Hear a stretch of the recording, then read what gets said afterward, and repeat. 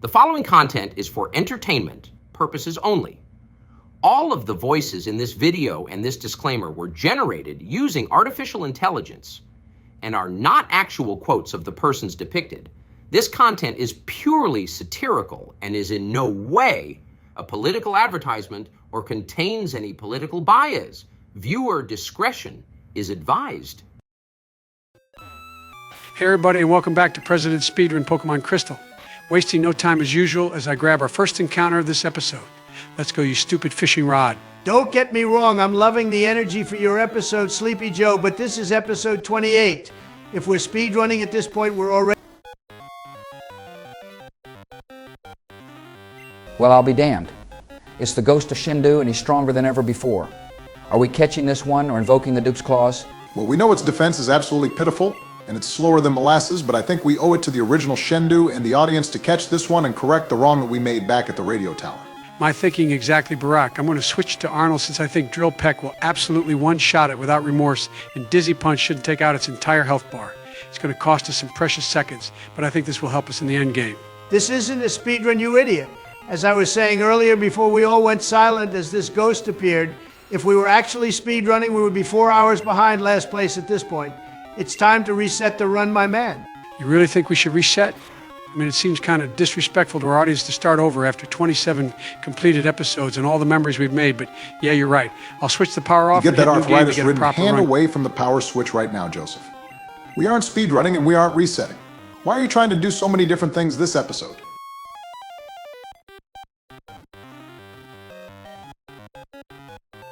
Oh, sick the ball whisperer gets it done. First try again. I truly have earned my nickname.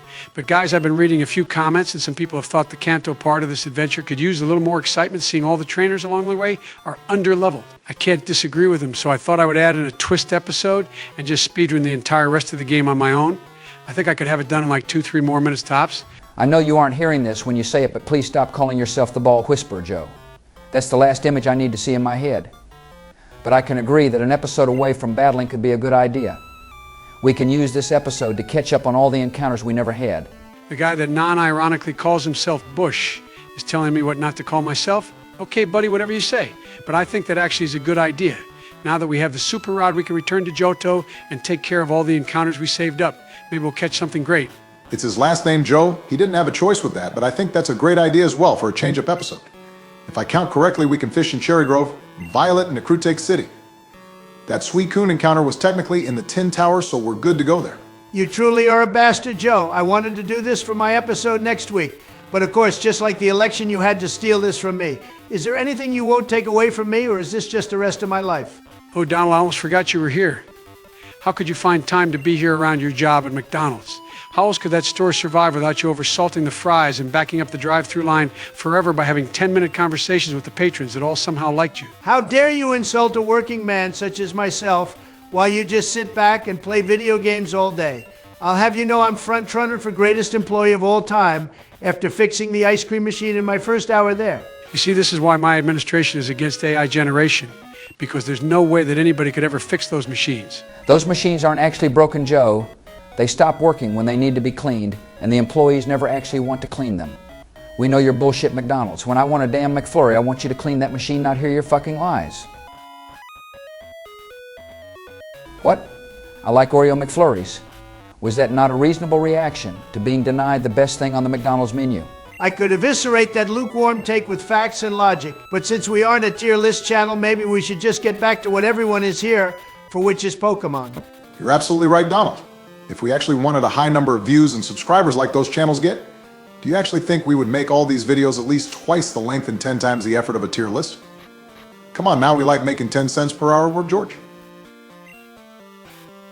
I'm sorry about that. It's almost as if I was possessed by our editor for a minute, because I have no idea why those words came out of my mouth. But enough about that. It's time for our next encounter, men. Oh, hey, it's Miley's cousin. Not a bad encounter at all. You're still making Hannah Montana references? When are you finally going to start Action Your Age, Joe? Oh, Hannah, that's a perfect nickname, Barack. Thank you so much for the idea. I'll make sure to name it that as soon as I catch it. Drill Peck will probably one-shot at being super effective, so hopefully Iron Tail will not. Randomizer gods, you've done me dirty long enough, please. Let Iron Tail randomizer gods, you are a bunch of bastards, and I hate you just as much as you hate me. Of course, it has defense curl to ensure that Iron Tail doesn't one-shot it.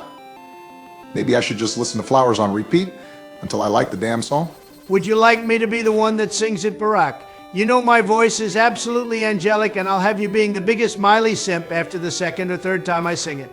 Between being possessed by the editor, and this I think our friend has been through quite enough, so how about we change the topic while Joe tries to catch this and ask our comment question this episode.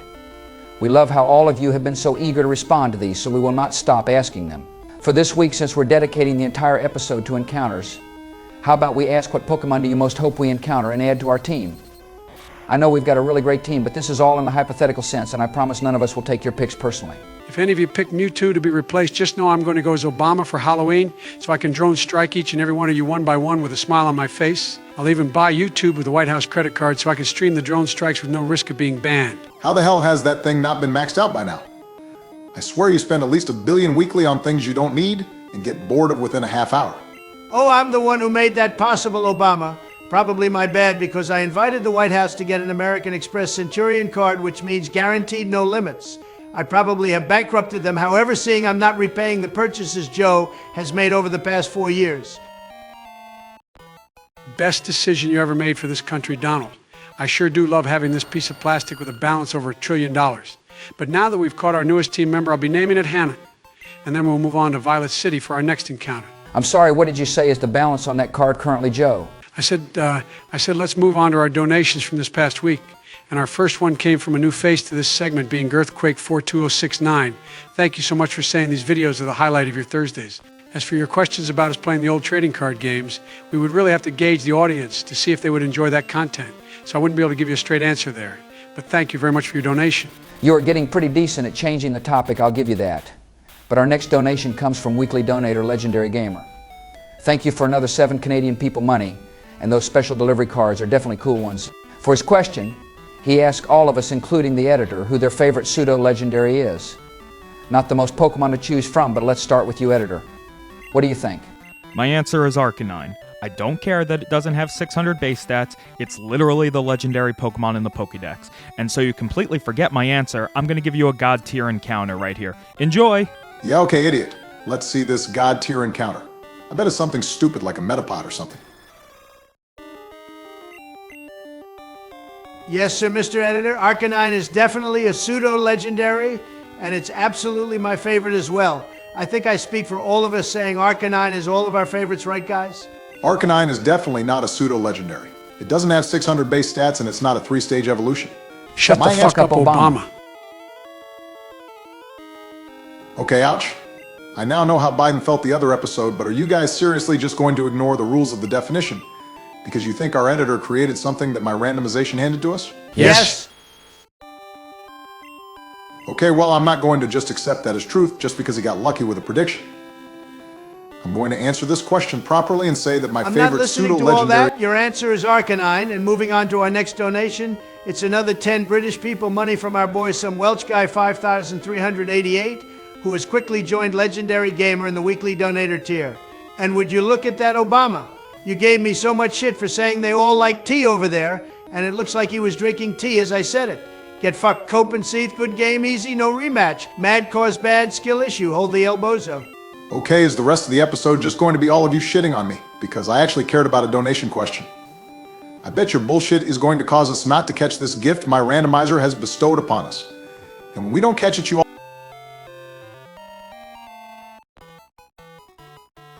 How the fuck did you catch that with literally the second ball you threw in the first Ultra Ball? What are the goddamn odds of that? The odds were a solid 103% with a 3% margin of error. I threw the Pokeball first because, as we've already gone over that, has the best chance of catching due to its warm and inviting interior. But when it broke out, I realized, well, goddamn, this thing has the dog in it. It doesn't care for a warm and inviting interior, but wants a rugged and tough Ultra Ball that gives the appearance of having to really put up a major struggle to not be caught. It shows toughness to the rest of the party. You can't seriously think that incoherent rambling resembled anything remotely close to logic, do you? If there's anything I learned in this playthrough, it's that somehow throughout the years that Biden has learned about the intricacies of catching Pokemon and knows more outside factors about catch rate than even the developers of this game. If he says it, I believe it. At the beginning of this series, I absolutely would have said everything Joe said was pure hogwash. but I've been proven wrong way too many times. If he wants to be called the Bowl Whisperer, I will say it with the utmost respect and with no memes whatsoever. He has earned that. Thanks, Donald. I really appreciate that. I guess now is a better time than ever to head back to the Pokemon Center to check the stats of our newest legendary and the other two encounters I caught today before deciding who we kicked from the party for Ra. I wanted to really name it Mega Yes, Ultra Joe, Chicken. we get it. You wanted to name it that because of the meme, but I think you just made us all realize something we completely forgot in the moment. Are we kicking somebody off our team to add Ra? I mean, unless its stats are absolute garbage, which is heavily unlikely because it's a legendary at level 48, I would think we have to write. We would be foolish to not add most likely an absolute powerhouse to our team. Before we rush to a decision that could not only fracture our fan base, but also our friendship as well, how about we just check its stats? It might be an absolute bust like Shendu was. It's unlikely, but it is possible that Rai isn't that good. It knows Thunderbolt and a move that can trap its opponent to avoid a switch, which is pretty good in Sweet Baby Jesus. Would you just look at that special defense and speed? Sure, a rock attack would probably be pretty bad, but 190 special defense and 235 speed. Yeah, Rai is joining the team easily. So, which one of our team members are we telling to sit on the bench? Since nobody wants to say it alone, how about we just say our pick on 3 and we take it from there? I'm going to start the countdown right now. 3, 2, 1, and... Arnold. Guerrera. Wait, what the fuck? Could you all literally just say Arnold? You heartless bastards, how dare you suggest our day one? Why the fuck should Arnold sit over Arcanine? Answer me that. Its stats are vastly better. It knows more than normal type moves and also has substitute. Oh, and who could forget? It's a pseudo-legendary, right, Donald? How on earth could we ever take a pseudo-legendary off our team? Okay, fine, I take it back. It's not a pseudo-legendary, but the one thing Arnold has is nostalgia. Keep your fucking goggles on, men. Joe, don't you dare keep Arnold in that box. I swear I'm fucking leaving if you follow through with this. Joe, stop, please. Donald, I swear to you, this was the hardest thing I've had to do since we started this channel. Do you think I feel good sending our first ever capture on this channel to the PC? Of course not. But we all know you play to win the game. It was a majority rule, and this gives us the best chance to win. At what fucking cost, though, you goddamn monsters? We're not talking about just anybody, but literally the fucking Terminator. Our first capture. Our two-time Hall of Fame champion. We're talking about Arnold. You can't put Arnold in the PC. Don't do this, bro. It's a business decision Don't and you nothing fucking more. bro me. You're not my bro. You're a heartless monster. You're all a bunch of heartless monsters. If you're done with Arnold, I'm done with this. Fuck you. Fuck this run. I'm leaving. Donald, please, get back in your chair. Burn in hell. Go rape undertained, Dinner Price.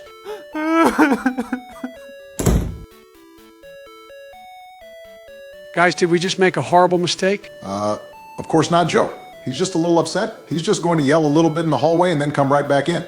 I'm sure of it. Yeah, I'm pretty sure he's not coming back today, Barack. Honestly, right now, I'm hoping he comes back next week. Did you hear him crying?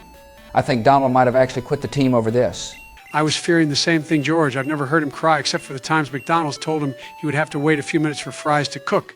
I hope you guys don't mind that I'm using Spore on right now, but with this speed stat, I don't think there's a better choice. Yeah, sure, whatever, guys. It's Donald we're talking about. He gets emotional and then comes back into the room saying something along the lines of this never happened, and let's just play the game. Stop pretending this is anything different. I really hope you're right, Barack, but I just don't know if I'm being honest with you. I guess time will tell, and all we can do is just finish the rest of the episode. I think you have one more encounter, Joe, so why don't you take care of that and also go over our next donation. All right, I can take care of that, and I really hope you're right too, Barack. I don't know what I would do if Donald wasn't here next week for his episode. Our highest donation from episode 27 came from Ginger Jack 714. He sends us 15 white American people money and talks about the polytoad that George fumbled last episode. I don't know, man, its defense was quite low, and Bush will get another shot at more encounters. Don't worry there. We hope you enjoyed your binge watching this series as well as having your donation pinned on last episode. Thank you for being a member of this community. Oh, come on, you can't say I fumbled the polytoad. How was I supposed to know a Pokemon that was a higher level than ours would get one shot? It could have had God-tier defense as far as we know because we hadn't encountered one yet. All right, enough of the pity party. Let's buckle up for our last encounter today.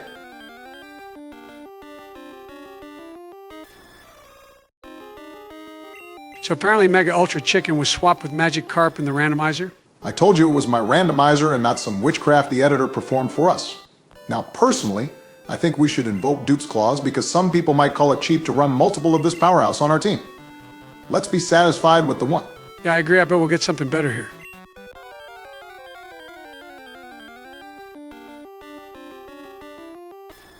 Or this is the only Pokemon in this city, and we should catch it as a backup if Ra faints. It just doesn't feel right to do that, George. I mean, yeah, it would be sick to have a legendary reserve, but if it faints, it wasn't meant to be.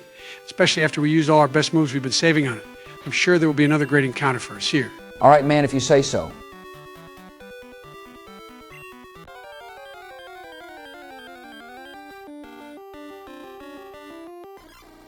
So as I was saying, we should definitely capture a second Ra in case something happens to the first.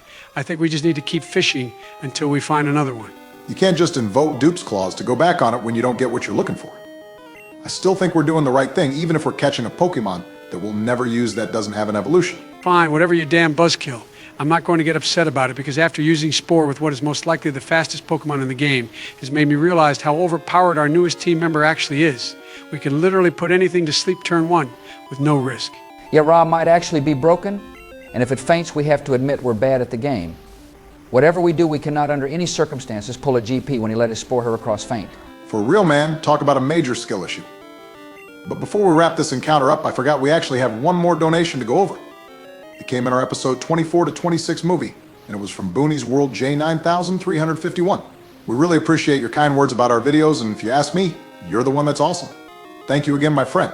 Well, I think it's safe to say that Spore is absolutely amazing because it kept this Quillfish asleep for the entire battle. I don't think a Pokeball is going to work because it's a jerk of a Pokemon, but I'm not wasting an Ultra Ball on it.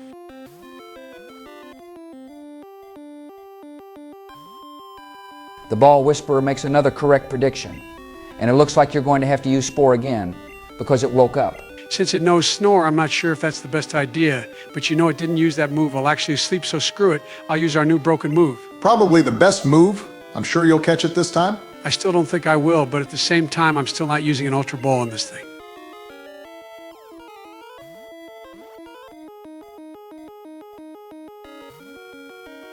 Damn, this thing really is stubborn. And guys, how much regular defense did Ra have? Under 100.